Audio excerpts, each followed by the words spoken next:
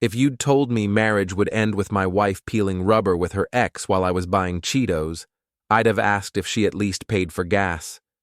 But there I was, 34 years old, standing at Pump 7 with a bag of snacks and my 10-month-old son Sammy, watching my wife Vanna disappear in a cloud of exhaust with Beck.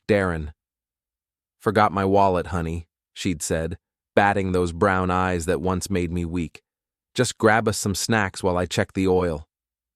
Should have known something was wrong. Vanna hadn't checked oil in her life. She barely knew where the hood release was. I'm Trent Ardell, IT field technician for Midwest Systems. I fix computers, install networks, and apparently get abandoned at gas stations. The irony wasn't lost on me. I spent my days solving other people's technical problems while my personal life crashed harder than Windows 95. Sammy gurgled in his car seat, completely unaware his mother just vanished. Poor kid. At least one of us was having a good day. The gas station clerk, a teenager with purple hair, watched through the window. "Your wife just left, dude." I noticed. I strapped Sammy into my Honda and started the engine.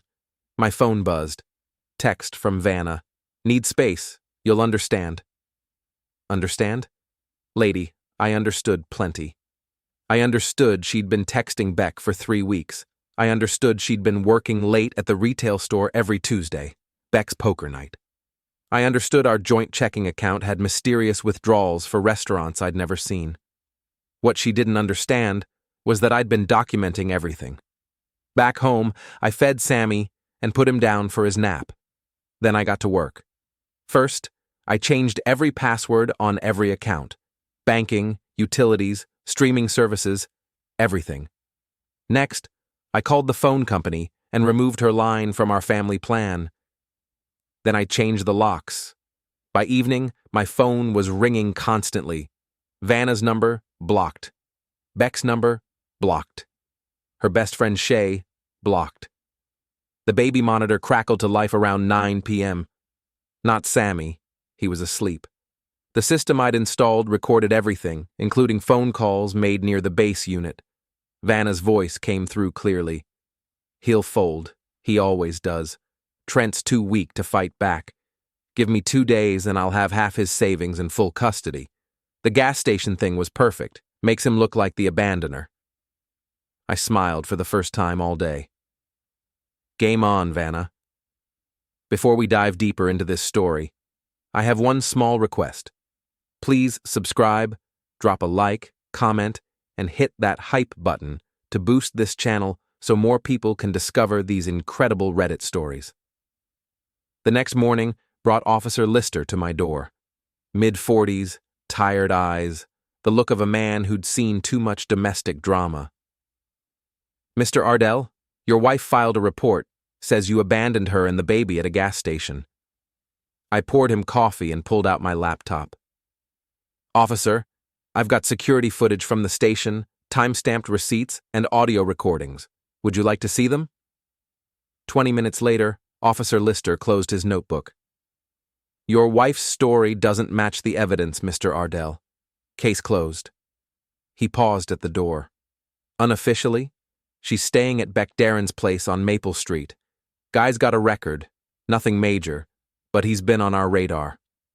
"Thanks, officer. One more thing. Be careful. This kind of situation can escalate quickly." After he left, I checked our bank accounts. Vanna had tried to withdraw $5,000 using her maiden name and a sob story about domestic abuse.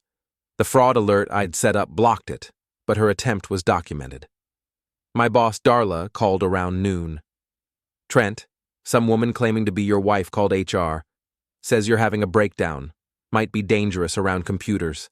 Wanted your client access revoked." That would be my soon-to-be ex-wife Darla. She left me at a gas station yesterday. Well, that explains the crazy. Don't worry, kid. I told her to pound sand, but heads up, she's making rounds. Shay texted me that afternoon. "Just let Vanna get her things. She's confused and scared." I texted back, "Tell her she can pick up her stuff from the curb. Also, her boss at the retail store might want to see the police report and audio recordings I have. Hope she likes unemployment. 30 minutes later, Shay called. You can't be serious, Trent. This is vindictive. Vindictive? She tried to frame me for child abandonment and steal our savings. I'm just getting started. That evening, while Sammy played with his blocks, I researched Beck Darren. Divorced 2 years ago, owned a small auto detailing shop, and had a younger brother named Miles who worked at the bank downtown. Miles Darren. Now that was interesting. A quick LinkedIn search showed he'd filed a complaint against Beck last year, something about unauthorized use of his credit information. The enemy of my enemy, as they say. Miles Darren lived in a studio apartment that smelled like instant coffee and disappointment. He was 29, thin, nervous energy, the opposite of his cocky older brother. You're the husband, he said, letting me in. Heard about you from the neighborhood gossip. That would be accurate. I understand you and Beck have issues. Miles laughed bitterly. Issues? Try identity theft. He used my social security number for 2 car loans last year. I co-signed under pressure, but he never told me about the second one. Nearly ruined my credit. I showed him the police report, the gas station footage, the audio recordings. Your brother's helping my wife destroy my family. I thought you might want to return the favor. What did you have in mind? Information. Text messages, financial records, anything that shows their plan. In exchange, I'll help you get those loans transferred back to Beck's name only. Miles disappeared into his bedroom and returned with a folder. Beck's an idiot. He forwarded me screenshots by accident last week, trying to show off his new girlfriend. Look at this. The text chain between Beck and Vanna was damning. Plans to ditch the loser husband, discussions about selling my car while I was at work, even a conversation about claiming I was abusive to get emergency custody. There's more, Miles said. Beck's been bragging to customers about his revenge plan against some computer nerd. Says he's going to humiliate you publicly. Is that so? I copied everything to my phone. Miles, how would you feel about turning the tables? We spent 2 hours planning. Miles would lure Beck to a public location, his auto shop during lunch rush. I'd handle the rest. The next morning, I visited Beck's shop while he was out. His prized red Mustang sat in the lot, freshly detailed. I didn't damage it. That would be criminal. Instead, I placed a large magnetic sign on each side. Homewreckers Special.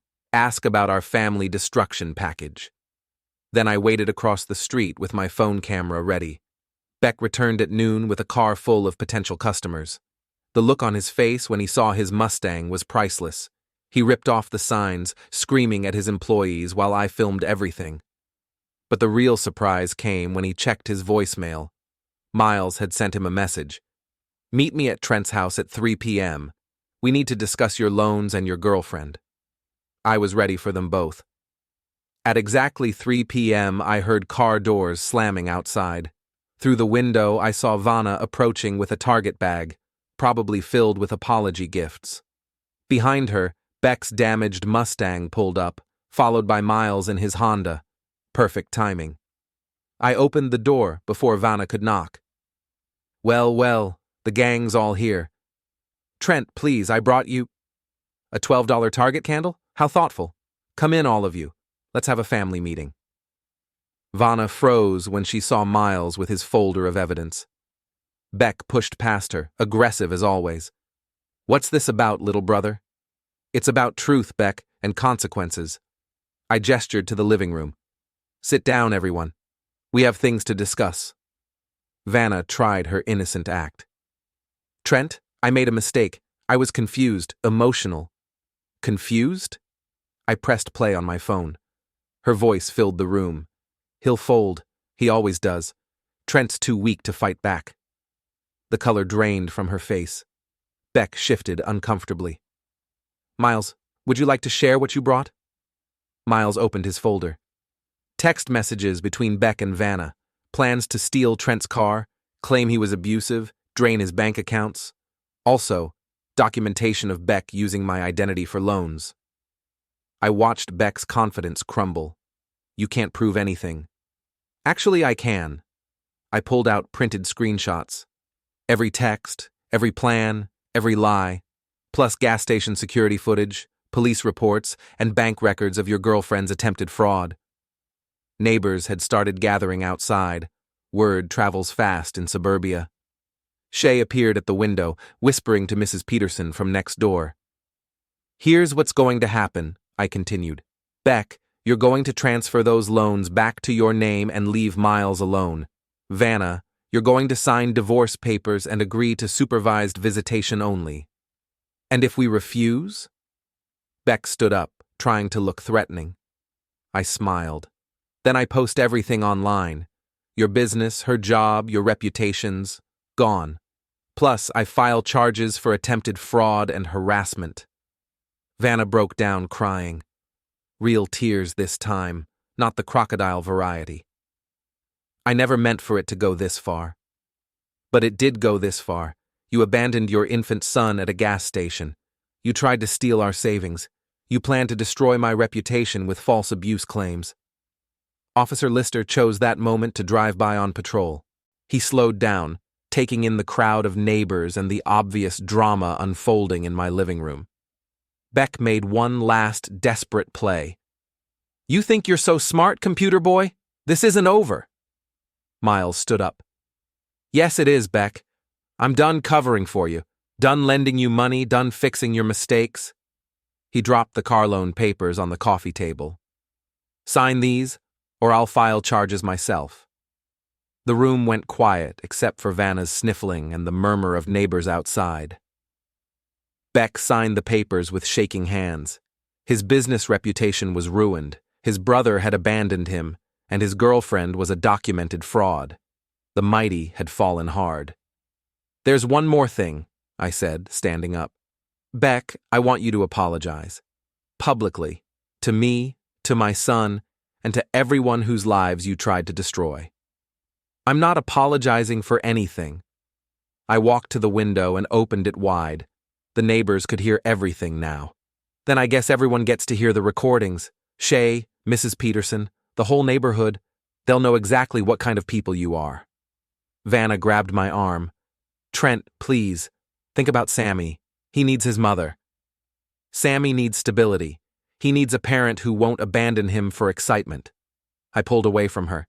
You made your choice at that gas station. Beck tried one last intimidation tactic, stepping close to me.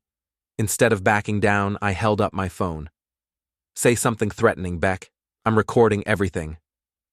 Miles intervened. Beck, just walk away. You've lost. Accept it. I haven't lost anything. Really? I gestured toward the window. Your customers can hear you screaming. Your brother's cutting you off. Your girlfriend's unemployed and facing fraud charges. What exactly did you win? Darla's car pulled up outside. I'd called her an hour ago asking for backup. She walked in without knocking, took one look at the situation, and positioned herself between Vanna and the hallway leading to Sammy's room. The cavalry has arrived, she announced. Trent, you okay? Just fine, Darla. We're finishing up here. Vanna made a desperate lunge toward Sammy's room. Darla blocked her smoothly. I don't think so, honey. You lost visitation rights when you abandoned that baby. He's my son. Then you should have thought about that before you drove away from him. Beck, realizing his situation was hopeless, headed for the door. This is insane. Come on, Vanna, we're leaving. But Vanna wasn't following. She was staring at the folder of evidence, the printed text messages, the police reports. The full scope of her situation was finally sinking in. I can't go with you, Beck. I need to fix this somehow. Fix it? There's nothing to fix. Your husband's a vindictive loser who documented everything you two planned, I interrupted. Who protected his son when his mother abandoned him. Who fought back when you tried to destroy his life. Shay appeared in the doorway, having pushed through the crowd of neighbors. Vanna, girl, you need to see what people are saying online. Someone posted video of Beck's car with those signs, and it's everywhere. Beck's face went pale. What video? I held up my phone. The one I took this morning. 30,000 views and counting. The comments are particularly entertaining. Miles gathered his papers and stood up. I'm done here, Beck. Don't contact me again unless it's through a lawyer. He walked out without looking back. The crowd outside was growing. Mrs. Peterson had her phone out, recording everything. Other neighbors were sharing the story in real time on social media. Beck made one final attempt at control. You think you've won, Trent? This isn't over. Actually, it is. I opened the front door wide. Your reputation is destroyed, your family has disowned you, and your girlfriend is unemployed. You have nothing left to threaten me with. Vanna tried one last desperate plea. Trent, I'm begging you. I'll do anything. I'll go to counseling. You'll sign the divorce papers and stay away from my son until you prove you're stable. That's what you'll do. I walked to the door and held it open. Both of you, leave, now. Beck stormed out, pushing through the crowd of neighbors. His Mustang wouldn't start, probably flooded from his angry driving earlier. He had to call for a tow truck while everyone watched. Vanna lingered on the porch, looking back at the house where she'd lived for 3 years. I really did love you once, Trent. Maybe you did, but love isn't enough when you're willing to destroy someone to get what you want. She walked away, slowly, her Target bag of apology gifts forgotten on my coffee table. I closed the door and locked it, shutting out the noise and chaos. Darla was already cleaning up the scattered papers. Well, she said, that was quite a show. From his room, Sammy started crying, probably hungry. I picked him up, and he immediately stopped fussing, content in his father's arms. Through the window, I watched Beck's Mustang getting loaded onto a tow truck while Vanna sat on the curb, crying into her phone. The neighbors were finally dispersing, their entertainment over. It's just you and me now, buddy, I whispered to Sammy. And that's exactly how it should be. The gas station abandonment felt like a lifetime ago. Vanna thought I'd fold under pressure, that I was too weak to fight back. She was wrong about that, just like she was wrong about everything else. Some upheavals erase what was there, while others simply clear out what's no longer needed, creating room for something better to emerge. I was betting on the latter.